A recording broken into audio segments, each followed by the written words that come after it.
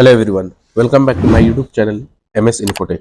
तो चलिए आज मैं आप लोगों को बताने वाला हूँ कि जो 5 नवंबर को मुजफ्फरपुर में रैली हुआ था, जो मीटिंग हुई थी, उस रैली में अमित शाह जी ने सहारा के लिए कुछ बोला या नहीं बोला, इस चीज़ के बारे में जानेंगे सुरजीत श्यामली जी के जरिए।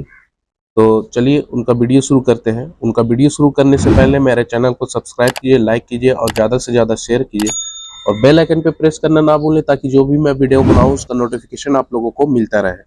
और कमेंट करके आप लोग ये बताएं कि आप लोग रैली में पहुंचे या नहीं पहुंचे। आप लोग भी बताएं कि वहां पे अमित शाह जी ने सहारा के लिए कुछ बोला या नहीं बोला, और किस जगह से आप लोग बिलोंग करते हैं वो भी बताएं ताकि हमें पता चल सके कि हमारे जो व्यूअर्स हैं कौन कौन से जगह से हैं। तो चलिए उनका वीडियो शुरू करते हैं।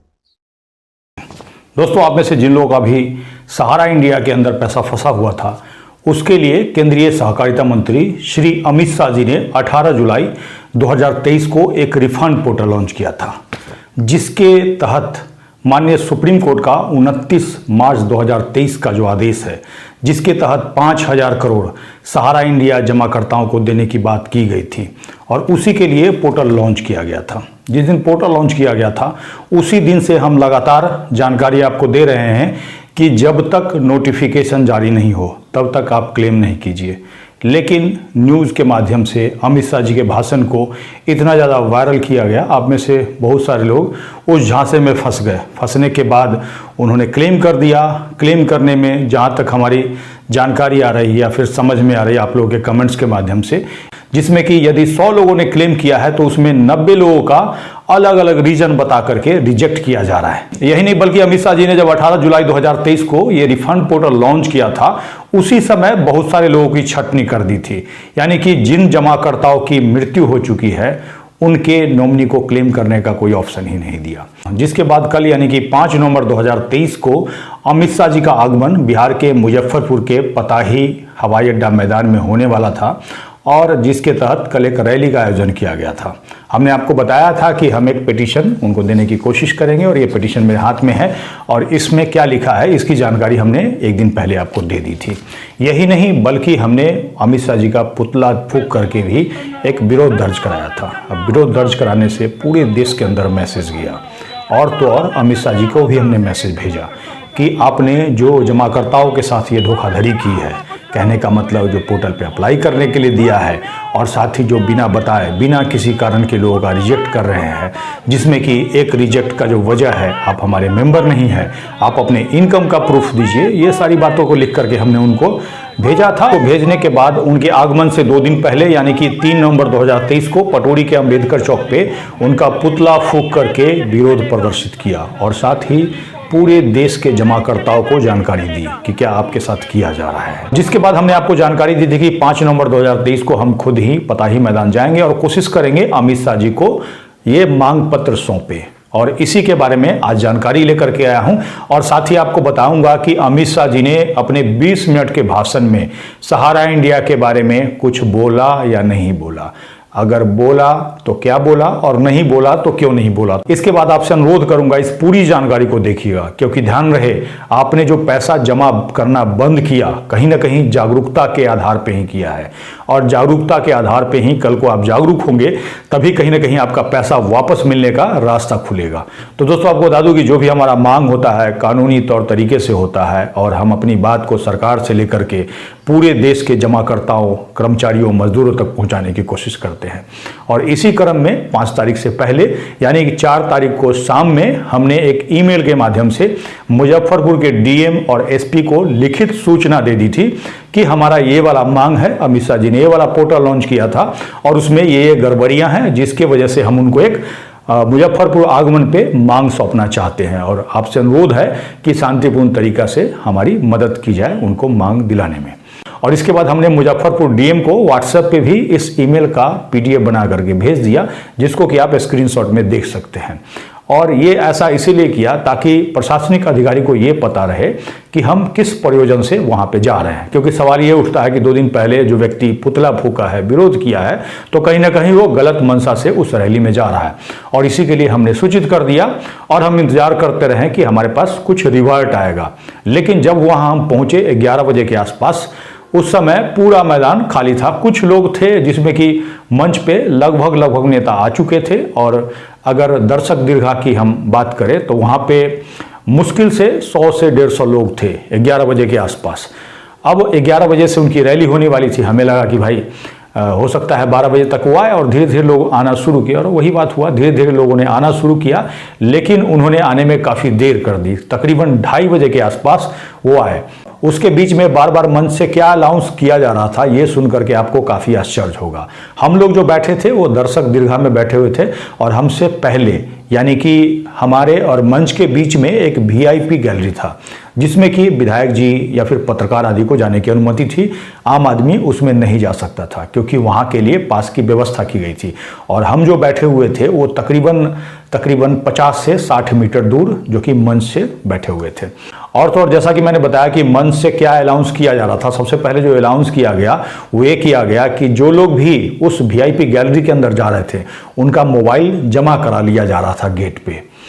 तो इसके लिए मंच से नेतागण अनुरोध कर रहे थे कि मोबाइल न जमा कराया जाए। जिला प्रशासन के जितने भी सुरक्षा कर्मी हैं, एक भी मोबाइल को रोकने की आप कोशिश मत कीजिए। आप अव्यवस्था आपके द्वारा कहीं से इस तरह से खड़ी नहीं की जाए। कोई मोबाइल नहीं, अगर कोई। और दूसरी जो हमने घोषणा सुनी उसको जान करके आपको काफी ताज्जुब होगा। किसी BJP के विधायक जी को आधार कार्ड मांगा जा रहा था, कहाँ जाने के लिए, तो वो जो VIP गैलरी था उसमें जाने के लिए।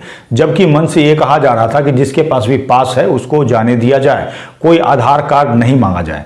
तो ऐसे में आप समझ सकते हैं कि इतनी जो गहन चेकिंग चल रही थी, कहीं ना कहीं पुतला दहन का ही वो असर था। ऐसे में हम आपसे एक बात जानना चाहते हैं कि क्या इस बार आप जो इलेक्शन में वोट करने वाले हैं वो कौन से मुद्दे पे करने वाले हैं? क्योंकि अमित शाह जी ने 20 मिनट के अंदर अपने भाषण में एक बार भी सहारा इंडिया पेमेंट का नाम नहीं लिया।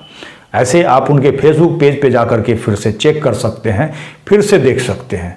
जैसा कि उन्होंने इस मुद्दा पे 10,000 रुपया देने की बात इसीलिए की थी ताकि उसको इलेक्शन में भुना सके। हालांकि अपने भाषण में उन्होंने तरह तरह की बात की, लेकिन एक जो बात मेरे समझ में आई वो ये आई कि अगला जो चुनाव BJP लड़ने जा रही है मंदिर मस्जिद के मुद्दे पे। ऐसे में आप जो वोट करेंगे, अगर आप सहारा इंडिया जमा करता है तो क्या मंदिर मस्जिद के नाम पे वोट करेंगे या फिर अपने सहारा इंडिया के पैसे के नाम पे? एक बार आप कमेंट्स करके बताइएगा, और कौन से स्टेट से देख रहे हैं, कौन से जिले से देख रहे हैं, अधिक से अधिक कमेंट्स कीजिएगा, ताकि इसी पे डिपेंड करता है आप लोग जो भी लिखेंगे, बाकी देश के लोग उसको देखेंगे और उसी के बाद आपका मुद्दा उभर पाएगा। क्योंकि चुनाव में अगर आपके मुद्दे पे वोट होगा तो कहीं ना कहीं अमित शाह जी का कुर्सी जो है उखड़ जाएगा। पूछिए कैसे? अगर 10-12 करोड़ आदमी का पैसा अगर सहारा इंडिया के नाम पे फंसा हुआ है और BJP सरकार के कहीं ना कहीं लापरवाही से ये पैसा फंसा है और पैसा देने में भी घपलेबाजी हो रही है, तो ऐसे में एक जमाकर्ता केवल एक वोट का मालिक नहीं होता है, उसके परिवार में कम से कम 10 लोग जरूर होते हैं। और इस तरह से अगर आप कैलकुलेट करेंगे तो 100 करोड़ वोट का झटका ऐसी सरकार को दे सकते हैं। न केवल हम BJP का विरोध करेंगे, बल्कि जो भी पार्टी इस मुद्दे पे मुंह बंद करके बैठी हुई है उसका भी आने वाले समय में हम पुरजोर विरोध करेंगे। इस बात को आप नोट कर लीजिए, और आपको भी करना होगा। अगर आप पार्टी पॉलिटिक्स की बात सोचेंगे, आपके मुद्दे पे बात नहीं होगी, आपके मुद्दे पे इलेक्शन नहीं होगा, आपके मुद्दे पे चुनाव नहीं होगा, तो कहीं ना कहीं आज आप सहारा के नाम पे लूटे हैं, कल को LIC प्राइवेट किया जाएगा उसके नाम पे लूटेंगे, परसों SBI को प्राइवेट कर दिया जाएगा उसके नाम पे लूटा जाएगा।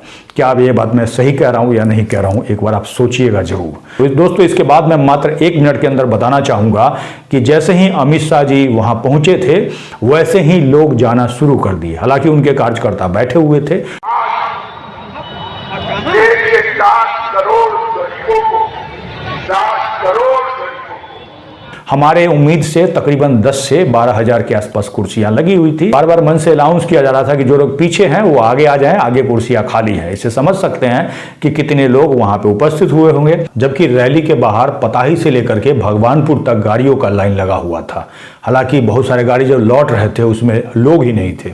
ऐसे में समझने की बात है, अगर अमित शाह जी को लोग सुनने के लिए आते तो जैसे ही अमित शाह जी ने बोलना शुरू किया, आम आदमी वापस लौटना शुरू कर दिया और पीछे जाकर के हमने जब देखा तो मैदान आधा खाली था। हालांकि पूरा जो पताही मैदान है बहुत बड़ा है, उसमें कुछ हिस्से को घेर करके इन्होंने एक रूप दिया था और वहीं पे मंच बनाया गया था। आश्चर्य की बात यह है कि जनता के लिए कोई छत यानी कि कोई ऊपर से शामियाना वगैरह नहीं लगाया गया था। ऐसी स्थिति में समझने की बात है कि कहीं ना कहीं अमित शाह जी बार बार बिहार का दौरा कर रहे हैं। उनको कहीं ना कहीं ये लग रहा है कि सहारा इंडिया के मामले पे ही बिहार में झटका पड़ेगा और इसी के लिए बार बार आ रहे हैं। अब ऐसी स्थिति में हमारे पास जो भी पिटीशन है हमारे हाथ में रह गया और हम आज या कल में इसको बाई डाक से भेजने की कोशिश करेंगे और जिसका जैसे ही हम पोस्ट करेंगे वैसे ही अपने फेसबुक पे इसको अपलोड करके आपको दिखा देंगे, ताकि आप लोगों को भी लगे कि हमारा जो चिट्ठी है पूरे देश के जमाकर्ताओं के लिए है और वो हमने उनको रिमाइंडर के रूप में भेज दिया है। दोस्तों, ये जानकारी आपको कैसी लगी कमेंट्स करके जरूर बताएंगे।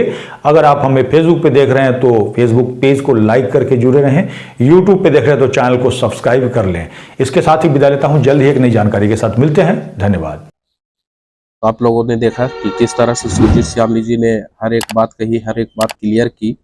किस तरह से आप लोगों ने देखा कि रैली में लोग जो पहुंचे हुए थे, अमित शाह जी के जो रैली हुई 5 नवंबर को मुजफ्फरपुर में, आधा से ज़्यादा मैदान खाली थी। रैली एक तरह से फेल हो गई और क्यों फेल हो गई इसकी भी वजह है, क्योंकि वहाँ पे जब अमित शाह पहुँचे और अपना जब भाषण वो देना शुरू किए तो उस भाषण में कहीं पे भी 20 से 25 मिनट का भाषण उन्होंने दिया, कहीं पे भी उन्होंने सहारा के बारे में कुछ नहीं कहा।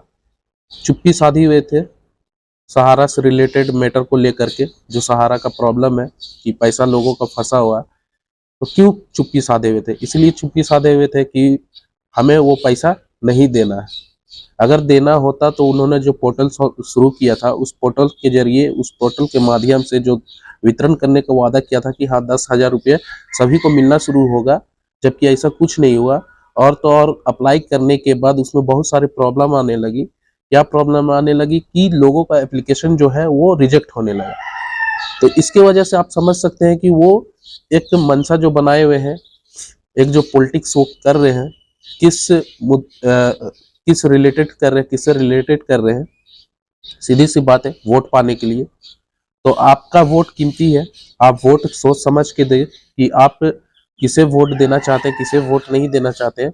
जो काम करे उसे ही वोट दे और जो काम ना करे उसे वोट देने की कोई जरूरत नहीं है। जैसे कि आप देख रहे हैं कि अभी आपके जो मुद्दे हैं उस मुद्दे पे काम नहीं किया जा रहा है, तो इसका डिसीजन आप खुद ले सकते हैं। तो मैं अपने वीडियो में यही कहना चाह रहा था। तो चलिए मैं अपने वीडियो को यहीं पे ख़त्म करता हूँ। मेरे वीडियो के साथ बने रहने के लिए थैंक यू सो मच। और मेरे चैनल को सब्सक्राइब कीजिए, लाइक कीजिए और ज़्यादा से ज़्यादा शेयर कीजिए वीडियो को, और बेल आइकन पे प्रेस करना ना भूलें, ताकि जो भी मैं वीडियो बनाऊँ उसका नोटिफिकेशन आप लोगों को मिलता रहे। और कमेंट करके ज़रूर बताएं कि आप लोग कहाँ से बिलोंग करते हैं, किस जगह से हैं, और रैली में अगर आप लोग गए हैं तो उस रैली में क्या हुआ क्या नहीं हुआ, ये सारा चीज़ बताएं। तो चलिए मैं अपने वीडियो को यहीं पे ख़त्म कर रहा हूँ। Thank you so much.